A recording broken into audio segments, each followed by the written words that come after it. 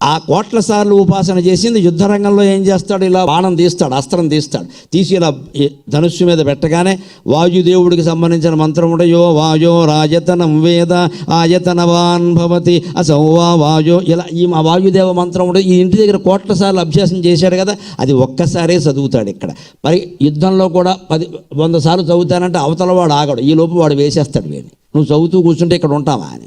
ఇంటి దగ్గర కోట్ల సార్లు చదివితే యుద్ధంలో ఒక్కసారి చదివినా ఫలిస్తుంది అనడానికి ఉదాహరణ ఏమిటంటే, విద్యార్థులు 10వ తరగతి పుస్తకాలు ఏడాదంతా చదువుతారు, కంఠస్థం చేస్తారు, పునశ్చరణ చేసుకుంటారు. పరీక్షల్లో ఒక్కసారి చదవగానే గుర్తు రావట్లా, ఫలించట్లా.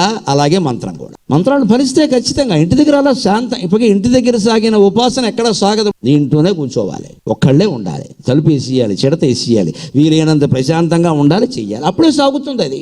అంతేగాని అరుగు మీద కూర్చున్న సంధ్యావందనం జపం చేస్తే ప్రదర్శనకి పనికొస్తుంది, దర్శనానికి పనికిరాదు.